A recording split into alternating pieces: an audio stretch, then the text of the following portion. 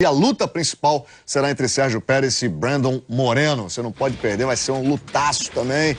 E tem o brasileiro no card, o brasiliense Rani Arria vai fazer a luta de abertura, vai pegar o Henry Briones. Quer dar algum palpite aí pro Pérez e o Moreno? Cara, ganhei do Moreno, né, no TUF. Acho que a vitória dele engrandece a minha vitória, né? Uma luta muito boa, o Pérez é um lutador muito bom, muito completo, né? Acho que atualmente está numa ascensão melhor que a do irmão. O Anthony Pérez, ex-campeão dos leves. Sim, faz um jogo muito bom de perna. É uma luta boa, cara. Eu fiz uma luta muito boa com o Breno, bem guerrida. O Breno é bem guerrido, tá vindo aí de 3 vitórias muito boas. Acho que tudo pode acontecer, tá? Ele vai tentar, acho que, jogar no chão, vai começar aquela luta em pé, mas no final eu acho que ele vai tentar controlar no chão. Luta muito interessante da minha categoria, eu vou ficar aí de olho, bem né? atento aí. Beleza pura. Bom, vamos para nossa agenda, o que vem por aí na tela do Combate. Vamos lá. Vamos conferir aí os nossos próximos compromissos. Quinta-feira, às 8 da noite, horário de Brasília, tem o Combate News. Na sexta, às 7h30, o Giro Combate. Sábado, a gente transmite a partir das 5 para as 8 da noite, o UFC direto da Cidade do México, Pérez versus Moreno. Não esqueça, o card preliminar no Sport TV 2 e também no Combate, o card principal só no Combate. É no Sport TV 3, me corrige aqui o Sardinha. A gente vai ficando por aqui. Fala, Lu. Tem o Contender Series agora. Agora, na sequência. Na sequência com o Ronaldo Cândido. Isso, e o Luiz Prota vai narrar, tá certo? Pantoja, obrigado pela tua presença, obrigado pelo show. Você tá dando pra gente. Falei com o André ali, né? Obrigado, Luciano. Que ele me deu sorte nas duas, né, André? É isso. Mas agora eu quero que você narre a minha luta pra eu ficar no card principal lá. Boa, Alexandre Pantoja, atleta peso mosca do UFC, tá chegando e tá fazendo bonito no maior evento de MMA do planeta. A gente se fala, galera, próxima terça-feira às 8 da noite, horário de Brasília, com mais um Revista Combate. Valeu.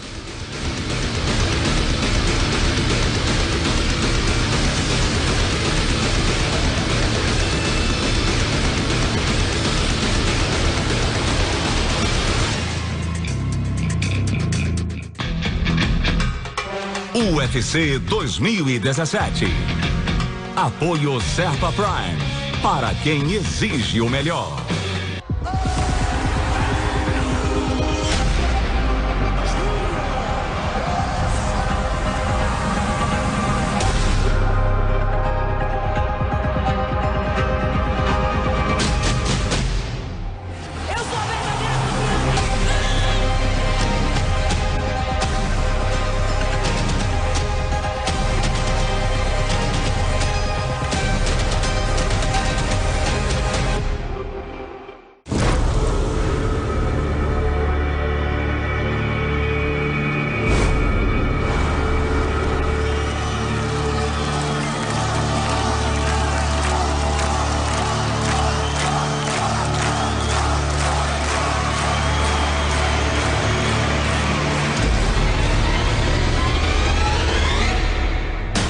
Peso por peso, a melhor equipe é só pra quem tem Combate. Muitos dizem que segunda é um dia morto. Foi pra perna aí. Pra quem não sabe nada de chão, realmente ficou perigoso. As melhores competições de jiu-jitsu numa faixa exclusiva. Arena Combate Grappling. Toda segunda, 10 da noite.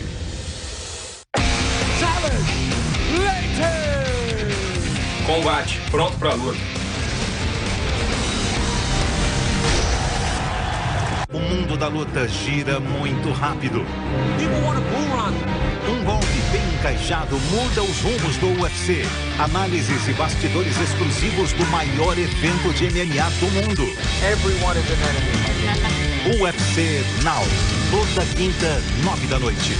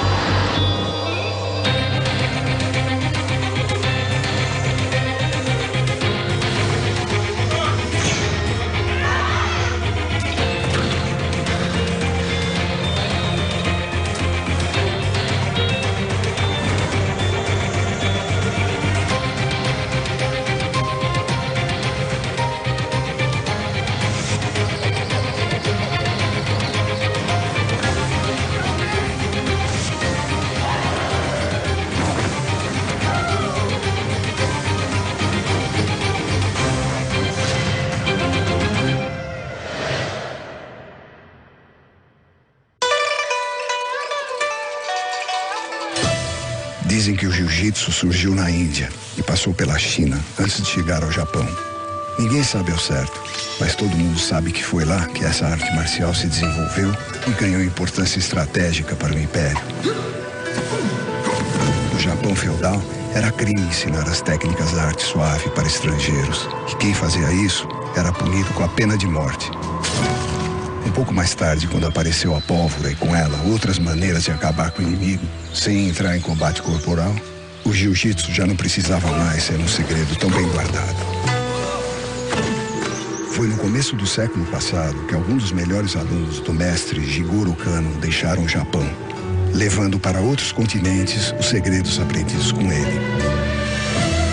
Um desses alunos foi o Koji Maeda Koma, que rodou o mundo fazendo exibições e provando que o jiu-jitsu é a arte marcial mais eficiente para uma situação real de combate.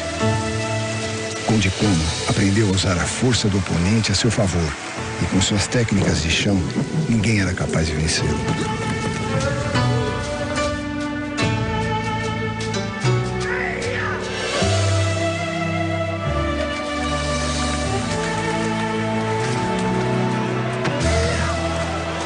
Em 1914, ele foi parar no norte do Brasil.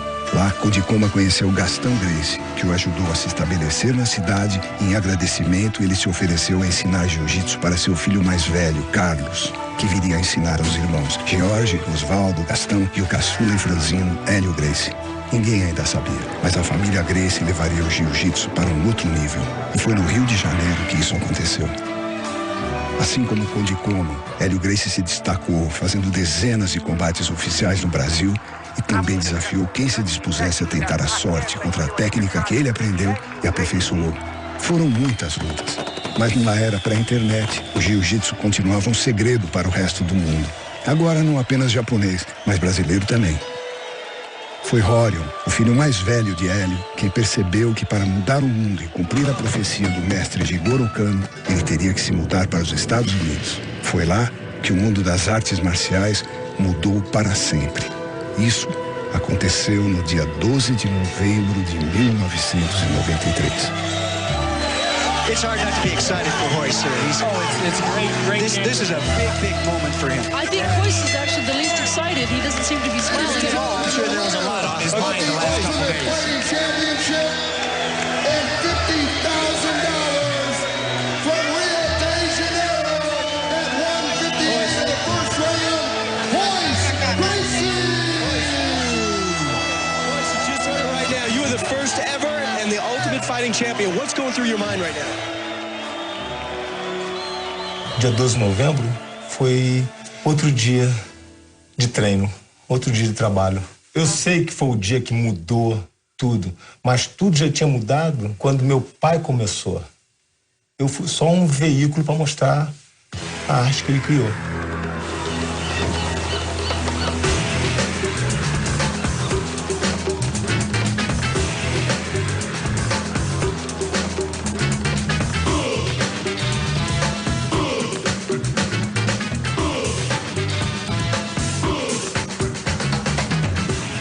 Eu sempre soube, viu? Quando eu vim pra cá, eu sabia que eu ia mudar o mundo. Eu sabia que o jiu-jitsu ia sacudir a macieira, não tinha a menor dúvida disso. A maneira pela qual eu iria fazer com que o jiu-jitsu explodisse, eu não sabia quando cheguei aqui. Rapaz, essa casa aqui entendeu? Era no Rio de Janeiro, foi a Marquês de Abrantes, 107, onde começou esse jiu-jitsu dentro de casa, na família Gracie, entendeu? Aqui pra mim foi essa rua, essa casinha aqui. Tatame na garagem, a gente treinava sempre jiu-jitsu aqui, não sei o quê. Depois da garagem eu abri uma academiazinha na rua Carson Street, aqui perto. E o primeiro aluno que eu tive foi o Art Teve. Well, you know, I read an article that was in the September 1989 issue of Playboy magazine. Now, this was when I was doing research on this basic idea that I had, which I was calling the world's best fighter. And I read this article titled B.A.D., Bad, by Pat Jordan. They talked about the tradition that the Gracie family had of being able to challenge other martial artists, including and especially Rorion Gracie. Rorion's father, Elio, had fought people in Brazil way back in the 1930s. So that was my first opportunity to discover Vale Tudo. And that was my introduction to the fact that there were a group of Brazilian martial artists living in Estados Unidos in North America who had brought their family's art. And I found out that he lived in Torrance, and I had just gotten a new job with a new advertising agency in Torrance, literally 2 or 3 blocks away from his school. Às vezes o aluno dizia, olha, meu professor de Kung Fu não acredita no jiu-jitsu. Ele acha que eu estou perdendo meu tempo fazendo jiu-jitsu com você. Ele quer te desafiar para uma briga, você topa? Eu falava, claro, pode trazer o cara aqui. O arte dele vinha aquele negócio, como todos os alunos se juntavam para ver, não sei o quê, e é sempre aquela empolgação. Então, depois de centenas de desafios, foi aí que eu tive a ideia de criar um evento onde a gente pudesse comparar vários estilos de artes marciais. Porque sempre que tinha uma briga dessa na garagem ou na academia, eu juntava aquele monte de aluno que queria ver. Todo mundo queria ver o palco mesmo. Back in the 1960s and 1970s, there was a constant discussion about that among young guys. Who would win? A boxer or a martial artist? A wrestler or a karate champion? So this was always on my mind. E a gente falando sobre a ideia de a gente arranjar uma maneira de fazer esse negócio virar um grande evento. Não podia ficar na garagem trancada. É muito excitante para o povo, é muito interessante, é muito ilustrativo, é muito informativo. Então essa vontade de mostrar a realidade foi que empolgou o Arte e a mim fazer um troço que fosse para televisão. E a gente começou a matutar a ideia e foi crescendo, e a gente chegou à conclusão que tinha que fazer um troço para televisão e aí o circo pegou fogo.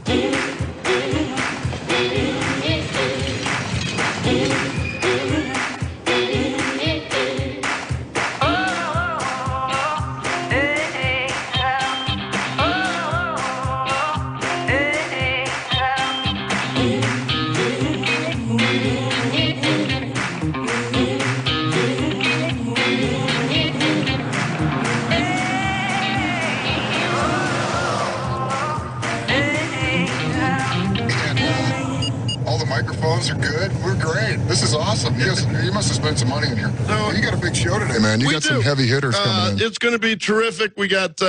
We're talking about UFC 1, and you and I have background in it. You were the ring announcer, and I watched last night. You did a great job. Oh, thanks. You did. No, you did a great job as the ring announcer, and it was a night no one quite knew what to expect. Right. Everything that happened. Right. You know, and this is November 12th. 1993. 1993 was when they had this. They didn't know if there was going to be a UFC 2. Well, they didn't know if there was going to be a UFC 1 because, first of all, no promoter around the country would take it in their city. A fighting promoter. But a fighting promoter. Barry Fay took it. Well, they took it here because there wasn't a boxing commission. For Denver, Colorado, as they stated at that time, there was no boxing commission, and since there had not been a rule set made yet, they had to find a place without a boxing commission or without an athletic commission so that the event would be able to take place, because any place that had a boxing commission that's a governmental oversight would disallow the kinds of things that they were going to try. We're live from the mile-high city of Denver, Colorado, where the weatherman is warning local residents to brace themselves for a huge snowstorm. But tonight, the big storm on everyone's mind is taking place indoors at the McNichols Sports Arena, the site of tonight's landmark martial arts event. 8 of the deadliest fighters in the world will meet in a no-holds-barred combat to determine who is the ultimate fighting champion. Be forewarned, there are no rules, no judges' scores, and no time limits. A gente pensou, entendeu? Como é que ia ser criar um evento desse, entendeu? O que a gente podia fazer para fazer um troço diferente? Então tinha que ser, primeiro que não podia ter regra. Eu não queria que ninguém dissesse, não vou poder entrar nesse campeonato porque eu não posso dar o meu golpe mortal. Vem dar o golpe mortal que a gente vai querer conferir como é que é. O mundo quer ver o teu golpe mortal. Para acabar exatamente com essa ilusão de que o sujeito entra numa briga com um filme, que você vê uma cena de filme, que o cara entra numa sala e briga com 20 pessoas e destrói todo mundo. Isso é uma brincadeira. Então, a minha preocupação sempre foi buscar uma maneira de apresentar a briga da maneira mais real possível. Pode fazer o que você quiser. As únicas restrições eram enfiar o dedo no olho e morder. Porque, aliás, entre brigadores de verdade, existe um código de honra quase que entre guerreiros. Você não precisa ficar mordendo ninguém, entendeu? Quer dizer, dá pra fazer isso. So it was going to be a single elimination tournament. There'd be 8 fighters, and there'd be 7 bouts. So whoever won the event had to fight 3 times in one night. That was what was unique about it, because nobody had ever had a fighter fighting 3 times in one night. I was sending out faxes to martial arts organizations all over the world. And I was saying, if you got a great fighter, you want to see your art represented, contact me. And we were running ads in Black Belt Magazine, Inside Karate, Inside Kung Fu Magazine, in the United States, North America. So I was getting a lot that way. And then I was calling up everybody I sent a fax to. Many times I would call, they would say, is this a movie? Are you looking for actors? Because I'm pretty good as an actor, he would say to me. I said, no, this is a real fight. Is it like wrestling? Is it going to be prearranged? Is it like choreography, like ballet? I said, no, this is a real fight. It's the ultimate fighting championship. Ready? Hello, ladies and gentlemen. You're about to see something that you have never seen before, the Ultimate Fighting Challenge. Hello, I'm Bill Wallace, and welcome to the Começou Arena in fabulous Denver, Colorado. I had recruited both Bill Wallace and Kathy Long to be our commentators. They had been having an argument in the martial arts magazines in the United States about whether or not it was a good idea for women to be professional kickboxers. Bill thought it was a bad idea. Along with me also now is Kathy Long, 5-time world kickboxing champion. Kathy, what would be your strategy in here? I tell you, I would rely on speed, my speed. You're not very big now. No, that's true. I mean, if I were to do this and if I were a guy much bigger. Now, Kathy was known as the Queen of Mean. She was a great kickboxer. She was very good. Pretty girl who could punch and kick. But in all fairness, Bill Wallace, who was known as a Taekwondo expert, a black belt, and been known primarily for traditional martial arts, I think he had a harder time relating to the fact that this was something that had never been seen before. And that first bout, which we're going to be seeing, actually shocked everybody. The fighters are entering the ring now. I struggled very hard to get a sumo wrestler to be in this event. I wanted to see sumo and boxing, not just karate, not just judo. We needed to get all the important names as we could to build the show in the beginning. There's Taylor Tully right there. He says I gave him that name. His real name is Taylor Wiley, and when he asked me, Art, can I throw somebody out of the octagon? I said, absolutely. Pick him up, throw him. Now, Gerard Gordeau had been the world Sabat champion.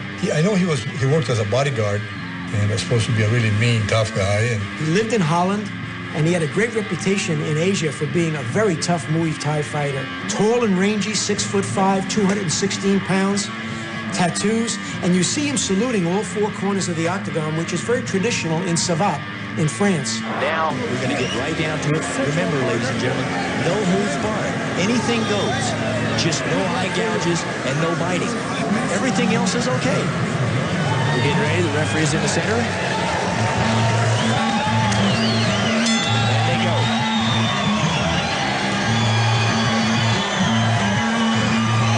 I think there'll be a lot of stalking just to see what happens. Endurance is going to play an important part of this. Kathy, what do you think? Let's go. Whoa. I think we're just missing teeth there. It emphasized to the referees that there was no referee stoppage like in boxing. O João Alberto, que é grande profissional, fez vale tudo em nome da Academia Gracie, foi o professor da Academia Gracie, que eu trouxe do Brasil para cá para ser o juiz, por causa das qualidades dele. Ficou preocupado com o Taylor Tully. And in 26 seconds, he stepped in, seeing that Taylor Wiley was really helpless at that point and had been injured. And he stepped, in effect, stopped the bout. You know what? This I tell everybody. You know, the reason I got my job, the reason I'm still doing this today, is because of Jabba Heto. Porque o árbitro aqui da Bom Bento, ele tem que ter bom senso, vamos dizer assim, quando se trata de um esporte de violência. Isso está muito misturado, vamos dizer assim, com a minha formação, Hélio Gracie. Diz assim, você montando, você não precisa quebrar a cara do adversário. A minha consciência é que aquilo é um princípio de proteção, entende, ao outro. Aquela luta podia ser uma luta sanguinária. And you can see when he does it, you know, Horian comes up to the cage and there's this conversation and you know, I know this much Portuguese, but at the time I'm hearing Horian saying, you can't stop it, right? And Zhao is basically saying, he can't fight.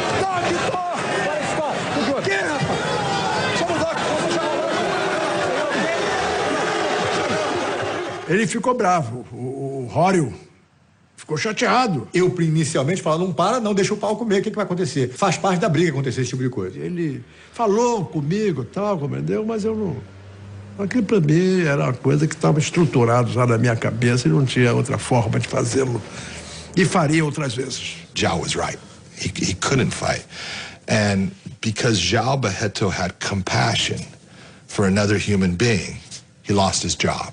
And I got his job. So Barreto, by stepping into that bout, had ended the raw savagery of the spectacle that the UFC 1 was positioned and sold as, and inadvertently created the modern sport of MMA. I think that's an interesting distinction. And it was tough to watch. I was there with my...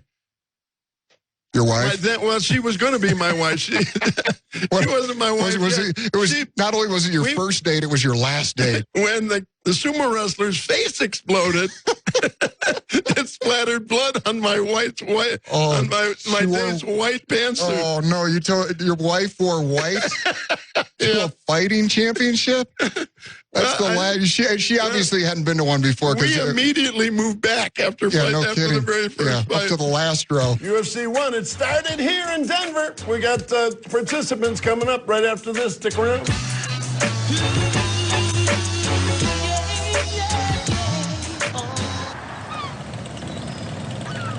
The thing that had always stopped mixed match bouts was when you got two martial arts together, they argued about two things. They argued about the rules, and they argued about the money. How much does he get? How much do I get? But the rules was the big thing. Can I wear gloves? Can I wear shin guards? Can I wear a gi? Do I wear a Speedo? Can I wear a boxing glove? All of that. Well, that night, Rorion starts to talk about the wraps, the hand wraps. Eu insisti que não houvesse luva, por exemplo. Não podia ter luva. Porque essa ideia de você botar a luva, você não está protegendo a cara do adversário. Você está protegendo a sua mão. Com a luva na mão, você pode dar um soco numa parede de drywall e furar a parede.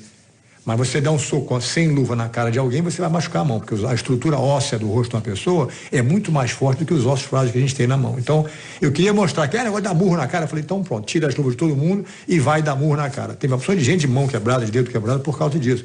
And then Zane Fraser, one of the smartest guys in the room, very articulate, he starts talking. This was Thursday night, the night before the fight. Rorion changed the rules.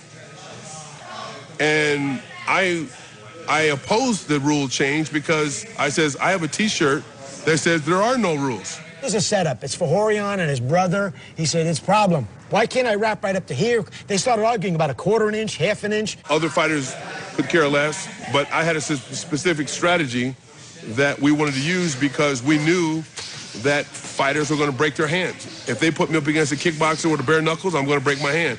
So I had a specific way that I was wrapping my hands, not with wraps, but with tape, because it was in the rules that you can use tape. So I was making my fist tape, and I put the tape in water for 4 days, and I let it soak. Then I put it on the heater to make it hard. So now my knuckles were a cast. The whole room degenerates into chaos. There's a picture of me. I'm sitting like this with my hand in I'm looking around. I'm scared. I'm thinking to myself, it's falling apart. Got real heated between myself and the Gracies. So I said, if you're going to change the rules the night before, Rorion, we might as well start the UFC right now. The man who saved me was Taylor Wiley. Stands up in the back of the room. He picks up the form, and he slams it down on the table. He said, I've already signed it. I don't know about the rest of you, but I'll be there tomorrow night. Anybody wants to party? I'll see you tomorrow night. And even then, the Gracies started to clap, started to applaud. And that killed it. Even Zane Fraser looked around like he saw he was being outvoted because now everybody's cheering. And Taylor Wiley was a hero at that point. This is where the original McNichols Arena was, right here. Right over there? Right over here? Yeah, right on the other side of this fence. And then they built the Pepsi Center in lower downtown, and then after the Pepsi Center was finished, they dozed McNichols Arena. That was a sad day, because, I mean, there were so many great events. Wow. Hello and welcome back. Joining me on the show, okay, one of the trainers and promoters, guys who put it together, Clarence Thatch here, along with Zane Fraser, who fought in UFC 1. Everything changed since then. That changed the fighting world. I agree. That's a microphone. Have it be your friend. You get close to it. Just pull it. Just pull it to your face. He doesn't like anything in his face, Gil. Otherwise, he's usually punching it away. Kevin Rozier was up close and personal with his face. Yeah, Kevin and I got real up close and personal. That was a great match between Kevin and I. Kevin had answered an ad that I had placed in the martial arts magazines. Now, he was a multiple kickboxing champion. He had won titles for the several North American kickboxing federations. He was 6'4", about 250 pounds when he applied. And yet, when I picked him up at the airport, I said, Kevin, what do you weigh? Oh, he said, I weigh about 285. I said, your left leg weighs 285. When we actually put him on the scale, he weighed 3 1/4. Now, the fighter he's facing is the International Kickboxing Federation World Super Heavyweight Champion. He's 6'6". He weighs 235 pounds. He's got 19-inch biceps. He's got an 83-inch reach. The guy can kick and punch. A little nervous when I saw him earlier in the week because I could tell that the altitude was a factor for him. He supposedly had a problem with asthma. And they started. Here we go. Look at some good footwork here. Now there's a lot of strategy now. Well, that's not unusual to have a fight just like that go to the ground. They know how to punch, you know, or thought they know how to punch. But once the fight goes to the ground, they don't know much what to do about that. So they can't capitalize on that part of it.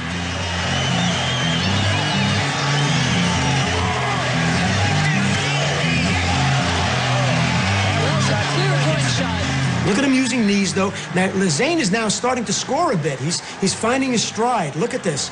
He's throwing some knees to Kevin's midsection. That's a strategy pulling hair. Yeah. That's something that wasn't talked about in the rules meeting. No, but it should be legal. It should be allowed. It's part of the body. I think it is. You see some of the hair falling down on the ground there. There's quite a bit coming out of him. He's let go of the hair now. Kevin is using a little bit of elbows. Now, if you look at their knuckles, they're getting a little red because they are hitting elbows. They are hitting boom. That's a great uppercut. The gloves, I mean, no gloves, it's just their hands, their knuckles exposed. I bet it changed a lot of things for them, too. Can't just throw punches, you know, randomly without considering that you might hurt your hands. Jim, did you ever get this title? I doubt it, because the combination of things that they're doing would make anyone really totally fatigued. Well, now you see Kevin Rozier maybe figuring, I've taken enough punishment, this guy's out of gas. Look, he knows. And you see Frazier backing up? Look, Frazier doesn't want to fight. And look at Kevin. Kevin knows. This is what I'm waiting for. Boom, boom. Look at this. There's a, oh, nice hit. Oh, his Frazier now down on the ground. Almost like a child. A lot of times in boxing, when you strike to the back of the head like that, it's totally illegal, but everything goes here.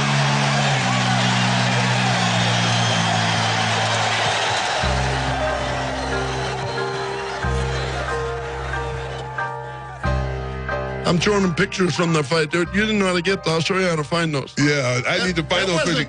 You were actually hitting Ken Rozier. I was ready to hit Ken, yeah. Asthma, you know what's funny? If I didn't have an asthma attack and go into respiratory failure during that fight in that cage, which I was intubated when in the hospital because I almost died that night and people didn't know that. But had that fight go on, and that's what I was saying, is that Kevin Rozier, he would have been in a whole lot of trouble there. He would have been like Charles Barkley, he in trouble kind of trouble. He'd been in trouble. He would have been in trouble. Have you ever talked to Kevin Rozier since then? Well, you know, Kevin passed away last year. Did he really? Sadly passed away last year. And Kevin and I would see each other in different events because I was fighting.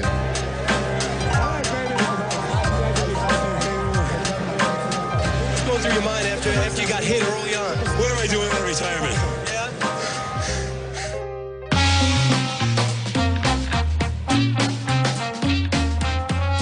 I remember having a conversation with Jorge and saying, well, do you think it would be appropriate for me to find someone like Hugo Duarte? Your brother Hickson had a bout with him on the beach in Ipanema. He said, you have no reason to talk to any other Brazilians. He said, when it comes to Brazilian Jiu-Jitsu, the #1 family, numero uno, they're the Gracies. So I knew we were going to put a Gracie in. The question was, and I didn't know until almost August, who's going to represent Gracie's Brazilian Jiu-Jitsu? I didn't say Gracie Jiu-Jitsu. O Rickson, como lutador campeão da família que era na época, naturalmente queria essa oportunidade de ficar ali de frente pro mundo, na tela do mundo inteiro, mostrar a eficiência dele. Mas o Rickson tinha saído da academia para cuidar dos negócios dele. Pela lealdade do Royce a mim, achei que por bem seria não só oportuno dar um reconhecimento ao Royce por ter escutado o que eu falei a vida inteira, mas como também o fato de que o Royce seja mais magro, seja mais convincente, como uma demonstração da eficiência do jiu-jitsu. Eu vim morar nos Estados Unidos porque o meu irmão foi ao Brasil, o Horan foi ao Brasil, e a mulher dele na época viu que eu gostava das crianças, brincar com as crianças direito, ele precisava de uma babá. Ele me chamou. I said, Royce, the younger brother, the baby? I said, he's 27, but I said he's really like a teenager. He only weighed 175 pounds. He's kind of skinny. O Royce era uma criança, era um rapaz extremamente dócil, simpático, agradável. Ele veio pra cá com 17 anos e que eu me lembre, não teve nunca briga de trocar soco com ninguém. Talvez na academia, com um cara que veio desafiar, um processo muito simples. Mas profissionalmente, claro, não fez nada disso. Eu não me lembro se meu pai estava no momento, mas eu sei que o Horan me chamou no escritório dele e falou, cara, eu vou botar você. Eu falei, é a hora que eu estava esperando. Que nessa família tão grande, que todo mundo luta. Eu já pensando, o mais velho vai parar de lutar. Tem um mais novo já chegando atrás de mim, querendo lutar também, eu não vou ter minha vez. Agora, ele tinha algumas competições de jiu-jitsu. Eu peguei, dei uma exageradazinha no currículo do Royce, mas eu botei que tinha 50 lutas, podia ter sido 10, 20, 30, mesma coisa, mas contei luta que ele teve comigo, com todo mundo, botei 50, e parece que na competição ele perdeu por pontos. Uma vez eu botei 50 vitórias e uma derrota, só para poder encher linguiça e mostrar que o Royce tinha hora de voo para poder competir naquele evento. Ladies and gentlemen, our third bout of the evening, please welcome your competitors. First, 26 years old, a jiu-jitsu master, he hails from Torrance, California. By way of Rio de Janeiro, Brazil, 6'1", 178 pounds. He is the Jiu-Jitsu champion of Rio de Janeiro, the world light heavyweight champion, holding a 4th degree black belt with a record of 51-1. Please welcome, out of the red corner, Royce Gracie. And his opponent from the world of professional boxing, he's 5'11" and 195 pounds, hailing from St. Louis, Missouri. His home and a professional record of 29-5, 20 by knockout, the IBF North American Cruiserweight Boxing Champion, fighting out of the blue corner, King Arthur Jimerson. Jimerson has one glove. I was stunned. He's decided that he's going to keep the glove on his left. That's his big left hook. But he wants, based upon what he'd heard about Gracie Jiu-Jitsu, he wants to be able to grab and hold on to Royce. Now look, I'm the third fighter tonight, right? I'm the third fight. Now, true story. First is two fights. I'm in the back, being ready. My manager comes back. He goes, all right, let's go. Let's go. He goes, yeah, this is Superberg. He's crying. He goes, we know you got a family, all right? You know this thing can ruin your career. Let's leave. So I'm thinking, I'm fighting Royce. I'm fighting the small guy in the tournament, right? I'm gonna kill Royce. I mean, it's unfair. Boxing to me is the #1 sport. So it's like a guy kicking at you and a guy wrestling you. How can he be the boxer?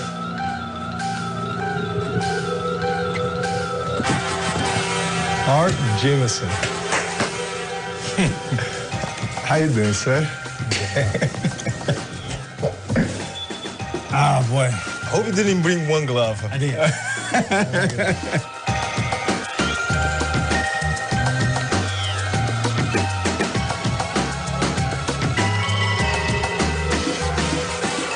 Physically, I was like, man, I'm gonna kill this guy.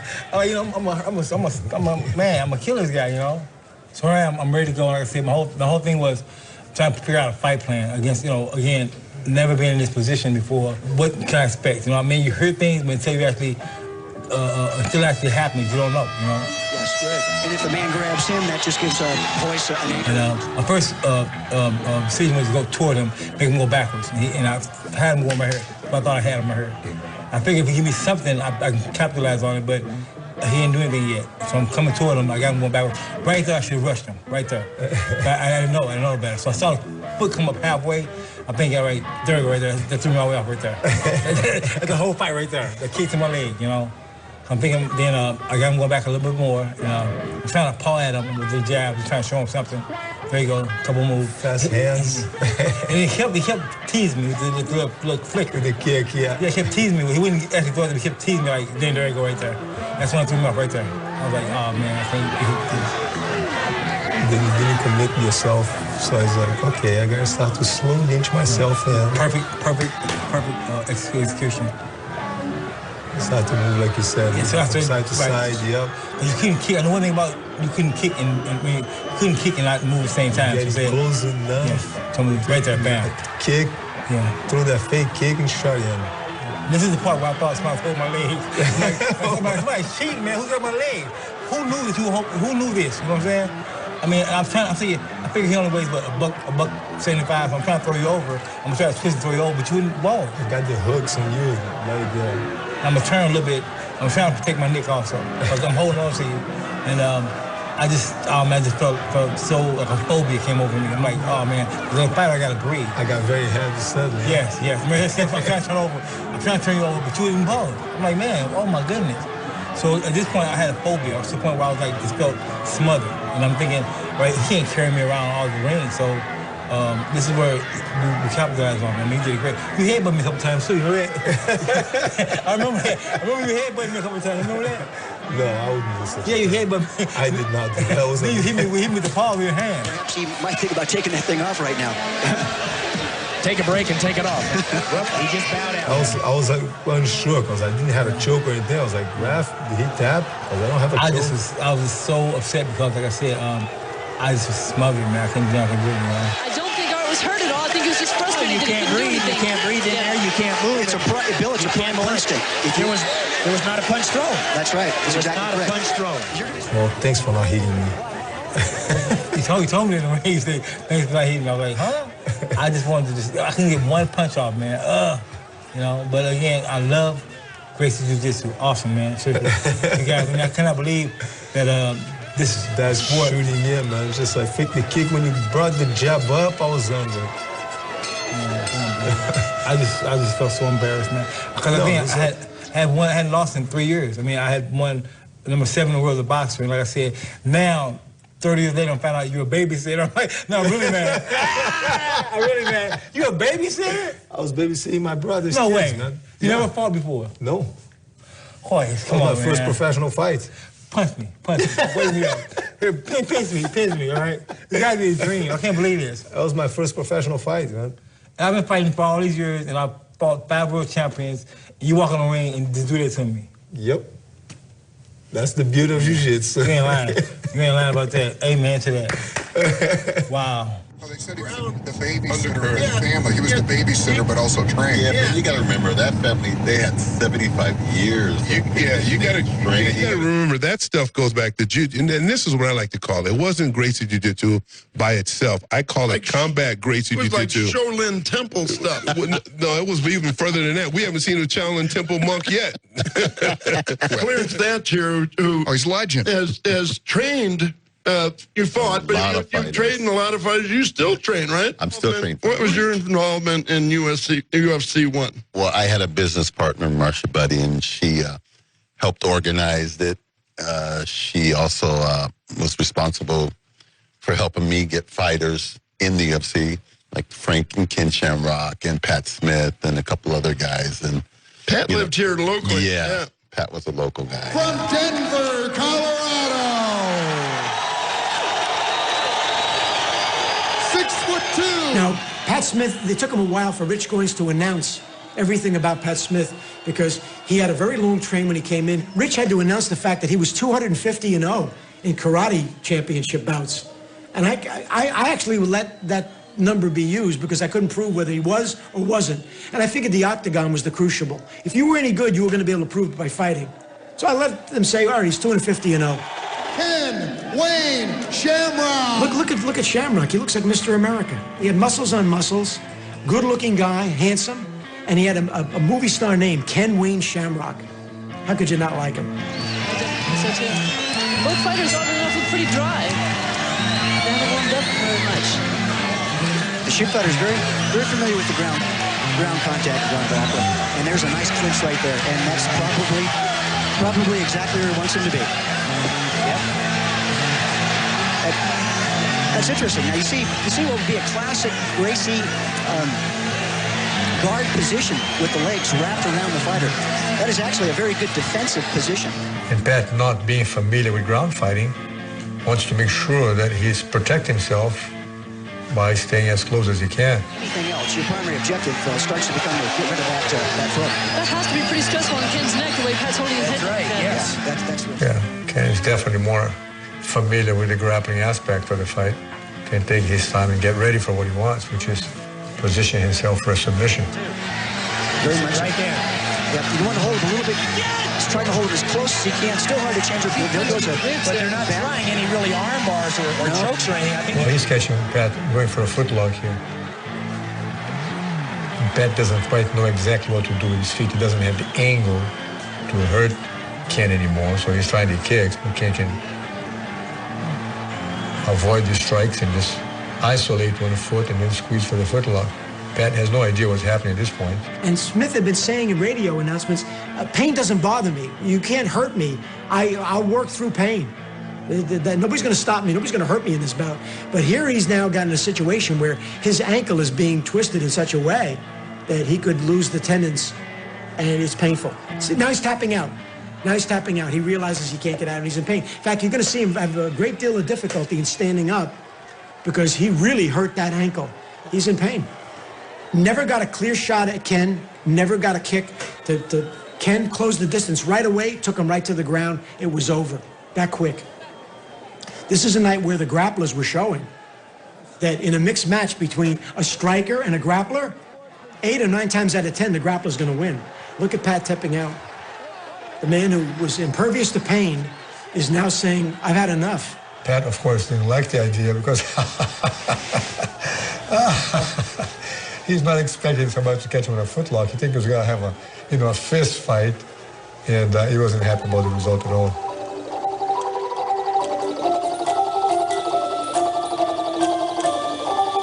Did you see it going this far? You know, Zane Bresloff, and I think I told you guys this, Zane Bresloff said this is going to be the biggest sport in the world. I remember him saying that, and very famous. It was the energy. There was an energy around McNichols, around the can, like no other. I mean, you felt like this was something big, and it was about to explode. Like this was going to be a bomb that left an after effect for years. After seeing it and walking and leaving and just hearing people talking about it and saying, man, this is going to be big someday. Look at, UFC 1. What can you take from it now? Take from what occurred then and bring to it now. The octagon. The octagon was one of the most important things that we did because early on, I said to Horian, we need to tell the TV people some of the basics that we want to have adhered to, like certain guidelines. And Horian said, no boxing ring. He said, in Brazil, my family in Vale Tudo has experience with boxing rings. Never works. Eu especificamente não queria ringue de boxe, porque a gente sabe que quando está brigando com alguém dentro do ringue de boxe, as cordas permitem que o lutador pule fora do negócio. Eu mesmo já tive em briga com o Sheik, campeão de kickboxing aqui, e quando o cara começou a apanhar, ele quis fugir do ringue. Entendeu? Eu falei, isso não pode acontecer de jeito nenhum, a gente tem que ter uma maneira de cercar o cara. Então o John Milius, diretor de cinema renomado aqui nos Estados Unidos, escritor e tal, aluno meu na época, falou, Rora, a gente tem que arranjar um troço pro cara não poder fugir. E eu me lembro que várias vezes a gente acabava de treinar aqui, ficava sentado no ringue, desenhando como é que ia ser, entendeu? O negócio, um jeito ou de outro e tal. An electrified circle with a copper ring that if you stepped on it, you'd get a shock.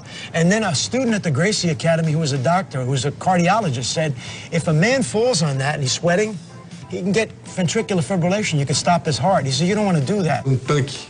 E botar jacaré. And we'll put, sharks or piranha. Se o cara quisesse fugir, o jacaré...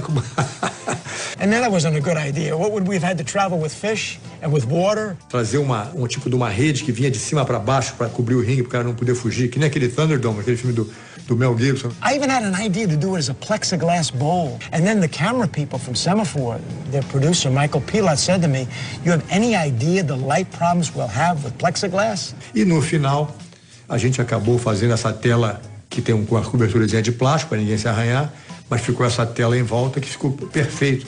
maravilhosamente bem original e criativa, porque o cara vai entrar ali dentro, ele não tem como fugir, e eu não queria que fosse um ringue quadrado, para que o cara não ficasse preso no canto e prejudicasse o lutador. Mas ela sendo assim meio octagonal, você não tem problema, porque não tem um canto nunca para ele ficar preso ali dentro e tal. So that's how the octagon got built, and it became the biggest thing for the press because it was a cage. It wasn't a boxing ring. They're doing cage fighting. Oh my God, someone could die. You hear this whole thing about, oh, it's cage fighting.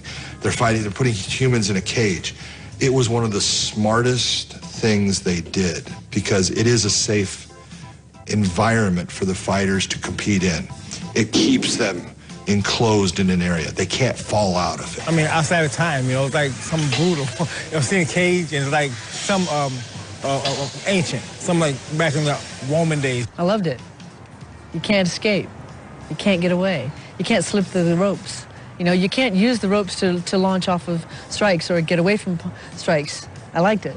And so the one thing, if you're going to say, you know, what's the one thing from UFC 1, I would say you take that octagon, that cage, that has been the one thing that has stayed, that is absolutely the best thing that you can say. From UFC 1, what's the best thing? The fact that they kept that cage, it's been great. Let's look at the chart now and see who's going to be in the semifinal bout. Here we have Gerard Gordeau against Kevin Rozier. Now, they've both seen what happens out here. They both were out here, they were both winners. Look at Gordeau's hand, how swollen it is. In this shot, the camera catches that knuckle, and I got to tell you, that hand was not really effective for him at that point. It was in great pain.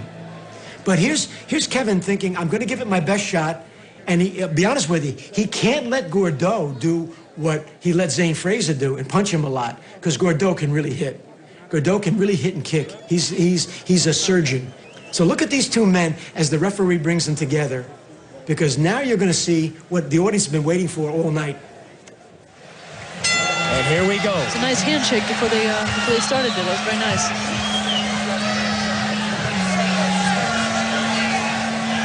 You see Gerard's picking up his shots. Now, here's the leg kicks. Here comes the leg kicks into play. Now, Rod, you'll kind of understand about the leg kicks. Yes, that's just amazing. Very stinging, very, very powerful. Gordeau is much more of an animal here, and taking advantage of more precise strikes, and already hurting Kevin's legs with his kicks and brought him down, and now he's just completing the action heels. Now he's got him up against the fence, and poor Kevin. Oh, but look at Kevin, he's still ready to get up and take more punishment. Gordeau doesn't even let him get up. Gordeau's got him up against the fence, figure, ooh. Kevin fell all the way down and got back up again halfway. He doesn't have to even get up, though. And he's afraid if he gets up, look at every time he gets up, oh! Now he's being stomped by Gordeau. Oh, it's brutal. And you got him right in the ribs. You can see that Kevin, look, that was painful.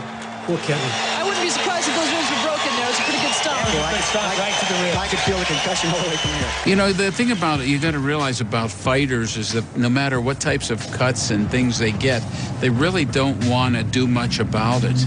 You look at them, if they have a tiny cut or they're sore, or their nose is bleeding, you know, they don't stop to get treated. In the first fight, when Gerard fought the sumo wrestler, the guy was a 450-pound, he hit the man in the face very rapidly with his foot. And the announcers in the ring said, oh, yeah, we think we saw the tooth fly and all of this type of stuff. And then he had also, when he came down with that hit to the head and stuff, had injured his hand. So the attending that was in the ring there had taken him back and taped his hand up. And we took him into the hospital, and the biggest concern at that time was the foot. So we got the foot prepared and looked inside, and the tooth was there. It was the tooth from the fight. And we got the tooth out and cleaned it up. And as most people know, when you get a tooth into the skin or a bite or stuff, you have a greater chance for infection. He was put on a lot of antibiotics and stuff, but still got an infection when he went back to the Netherlands. So it was a rough night, you know, for Gerard. We went after the last fight. He fought with that in there. Yes, that was in there the whole time, and the hand was swollen at that time. Now we've got a great bout coming up. A man who weighs 215 pounds up against somebody who weighs 175. It's a light heavyweight in boxing terms up against the heavyweight. And Shamrock, figuring that he's just put away Pat Smith, no problem. You can see, look at him as he's coming into the octagon. He's all power and energy, all confidence, all bravado. He looks like a winner, good-looking guy, handsome facially, and he's figuring that this is a kid in karate pajamas. I'm sure he thought of Royce, physically being, totally insignificant, which he kind of was. You look at Royce, you feel sorry for him. And wearing the little gi, like a little angel in there. And Ken with that big body of his, the well-built, muscle-bound kind of guy. Look at that. Yeah, I'm here. And the mean face. And Royce is over there just hanging the gi on his shoulders and ready to make it happen, too. We're ready to start, ladies and gentlemen. I think this will be a very exciting bout. Here they go. Look at that. Is it Eddie Coker? Right to the takedown. Big judge right away. Hoist is up. And now he's trying to put the person... Shamrock here, he tries to go for the same leg move he did with Pat Smith. Except that Royce knows better. And when Ken sits back, Royce goes with him and finds himself in the top position, which is the plan. A few strikes in the face to distract Ken from accomplishing what he wants. Royce has a sense of level of comfort with grappling that Ken, of course, did not expect him to have. I think Ken is trying to keep Royce at bay. Watch that leg. Ken's going for that leg again. Same thing he did with his previous opponent. See if he can get up and go from underneath Royce. But in the process of doing that, he exposed his neck, and Royce gets him on a chokehold right here. So he taps out. And then Ken grabs Royce's leg again. And Royce tells the referee, listen, he already tapped out, which the referee saw that. So, hey, you already tapped out. Come on, man. And the guy said, oh, okay, I did tap out.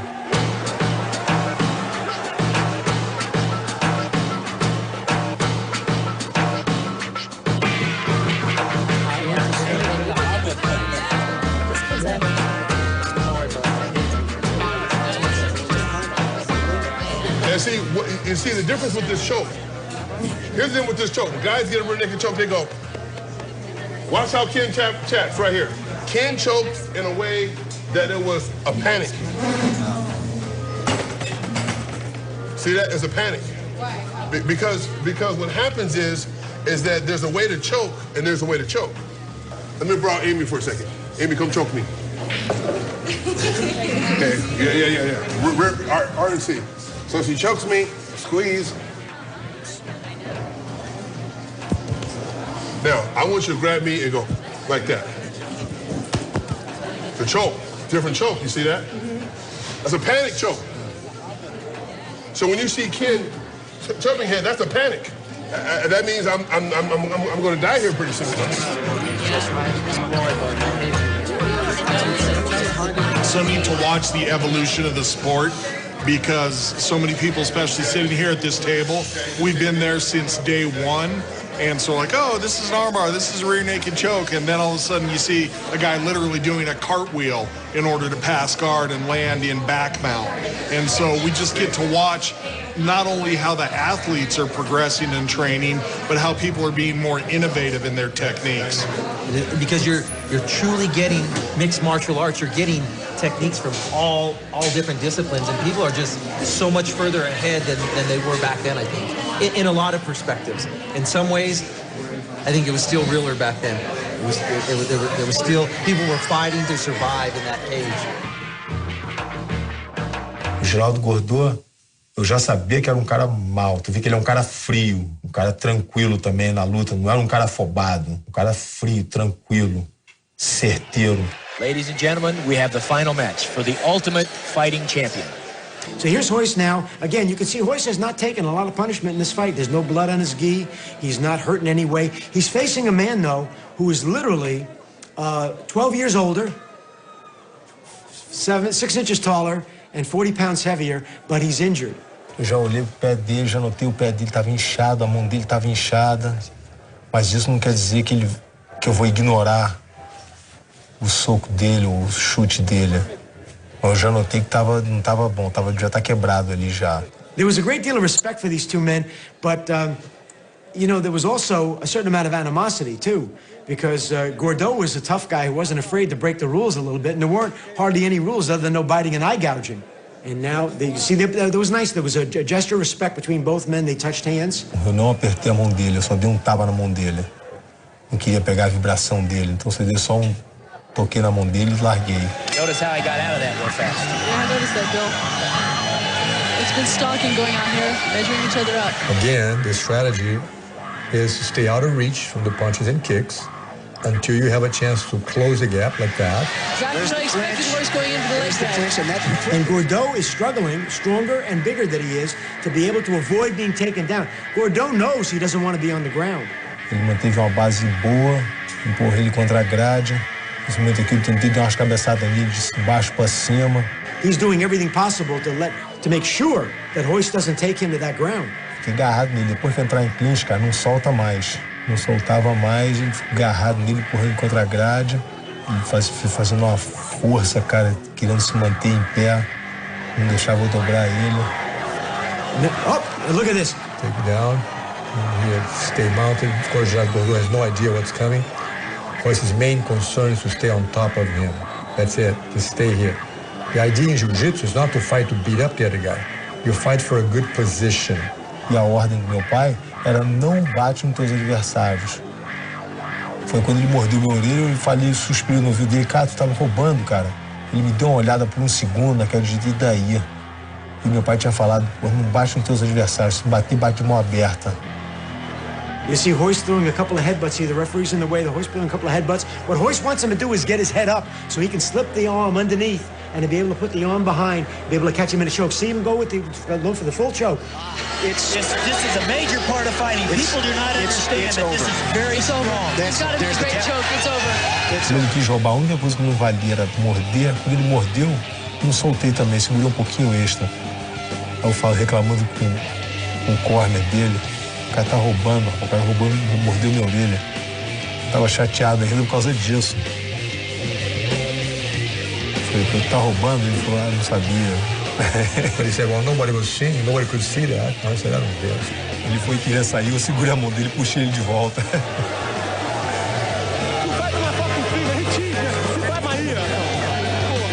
This was an incredible demonstration of Gracie Jiu-Jitsu in front of an audience now seen by 90,000 people in North America. Royce has not been seriously injured in any way in this event tonight. He's emerged unscathed, unbowed, and a champion. Very quickly, I became a Royce Gracie fan after that, and Me too. And I wanted to know what Gracie Jiu-Jitsu was all about.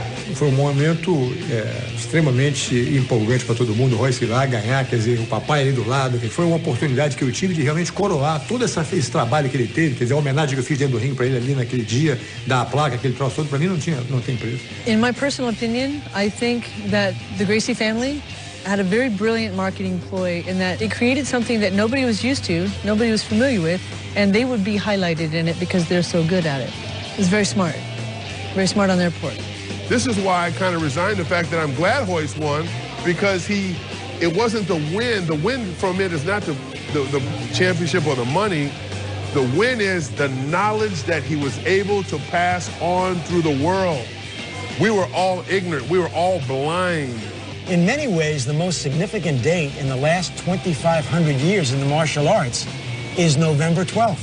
Because on November 12th, 1993, UFC 1 changed forever the perception of what could really work in the martial arts.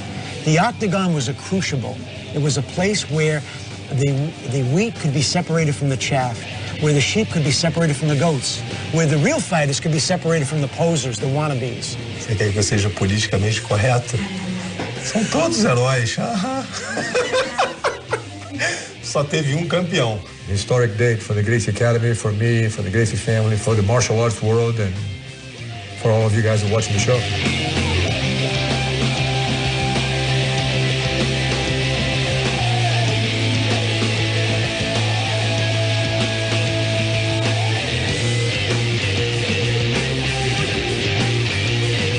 Naquela noite, o room service já estava fechado, eu fui numa lojinha do lado para comprar, uns biscoitos, um Ritz Cracker, eu botei para dentro do casaco, tava voltando pro hotel, aí tava o Kevin Luzia. Aí eu entrei pelo hotel, ele e o manager, cara, o que você tava fazendo? Tava começando a nevar, então parecia que eu tava suado. Eu passei por ele pelo elevador e falei, cara, eu tava cansado, fui dar uma corrida. Ele falou, não é à toa que tu é o campeão. Cara, não acredito, tu não tá, foi só pra correr? Eu falei, fui. Ele não viu o biscoito do negócio dentro do casaco, entrei pro hotel, subi morrendo de rio, cara. Até hoje penso que eu sou um super-homem. We had a secret meeting, me, our Dave, and Corian. And they said, look, Art, we want to offer you a percentage of the UFC, or take 20,000. My manager literally told me, Art, look, take the money and run, because right now, this UFC thing gonna last for 3 years and it's gonna die out. Who's gonna watch this two-bird? Being there, I was like, you know what? All right, so I agreed to take the money, because right now, last took 1% of the UFC, I'm being paid millions of dollars a year right now.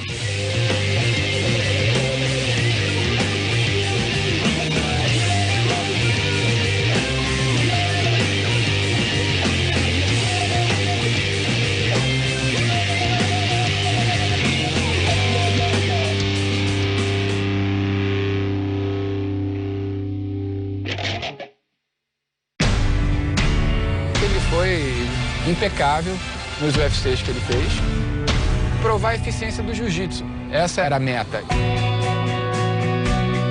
Eu sou persistente e paciente. Combinação chata. Então tu me diz que é impossível que eu vou te mostrar que você tá errada. Eu não treinei pra perder. Pra mim não foi uma surpresa ganhar. Eu treinei pra aquele dia, pra vitória. Se um round tem apenas 5 minutos, imagine o que pode acontecer nas quintas dedicadas ao MMA Internacional. Uma faixa exclusiva que exibe as principais organizações do mundo. Ringues de onde saíram os maiores nomes da luta. Hora do MMA, toda quinta, 10 da noite, só no Combate. André Azevedo, quem é o nosso convidado? Nosso convidado vem diretamente da Califórnia, Kelvin Gastelum. Hey, como está, galera? This is our backstage crew. Perfect. Awesome. Because now you're a big star here in Brazil, guys. Vai, Safadão. Yeah, vai, Safadão. Nosso peso mosca, sênior, vai derrubar o Demetrio Johnson. Convidado especial hoje, né? Somos primos. Sim. Ele mora na Califórnia e outro no Brasil. Mas eu sou mais bonito. Certo? Obrigado a toda a gente que está torcendo por mim. Os melhores eventos de artes marciais. Melhores? Are we gonna go? Eventos de artes marciais. Os melhores eventos de artes marciais do mundo estão aqui no Combate. Assine já.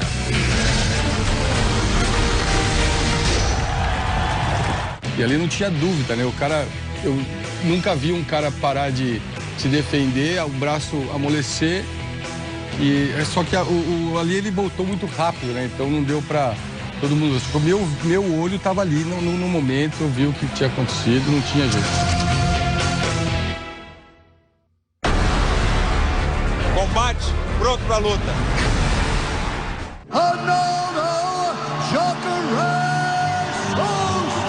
Todas as lutas do UFC ao vivo só no Combate. Combate, pronto para a luta.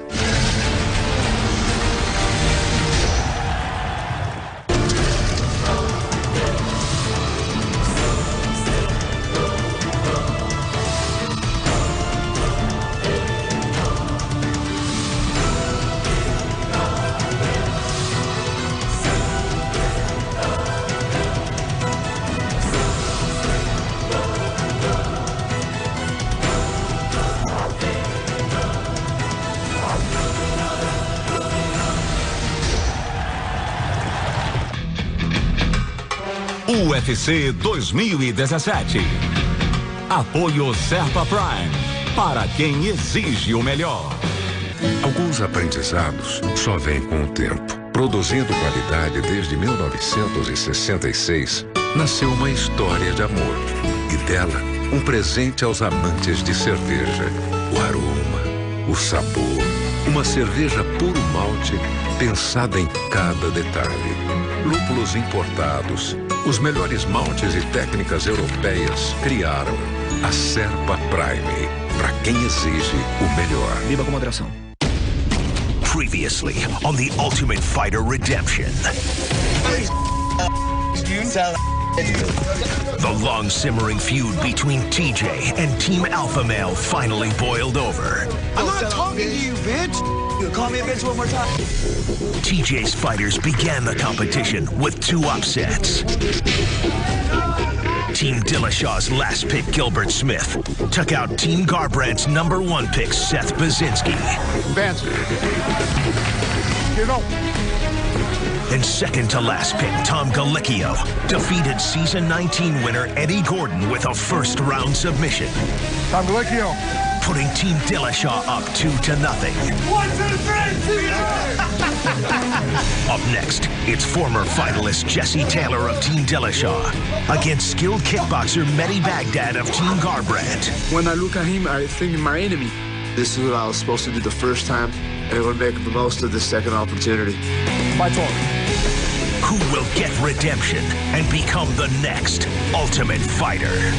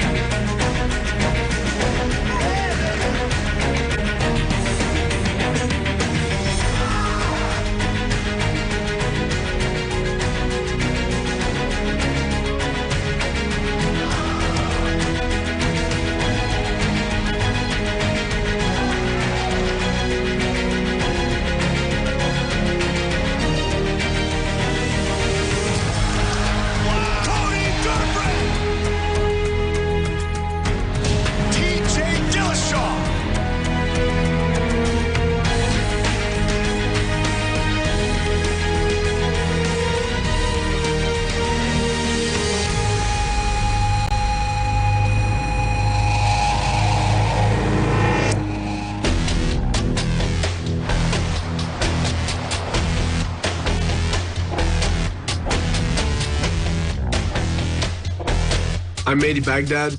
Nickname is Sultan. I'm from France, and I'm from Tough 22. My opponent is Jesse Taylor. He's a really good wrestler. He have a lot of experience in MMA. I was his training partner for 3 years at Team Quest. For me, he's good because I know exactly what you want to do. Now I'm there for you. Here you don't want. Bring him up. Bring him up. Oh, now go. You think I'm going to be like who I was before, and now I'm fighting way more smart. I'm going to change the style, and it's going to be surprised. No way you're going to touch me anytime. So I'm really happy for this fight. And it's going to be good. I'm going to be relaxed and the new Mehdi Baghdad. Get you up. We're fighting hard. Underhooks, we're getting back out. You know, we feel like we're getting trapped. Boom. Let him circle to us. Let him big. What he's going to do, shoot, try to get out. Just follow you. Bam. Let him follow you. He's going to run into something. He's going to pressure against the cage, take you down. Yeah. Do what Jesse wants to do, you know?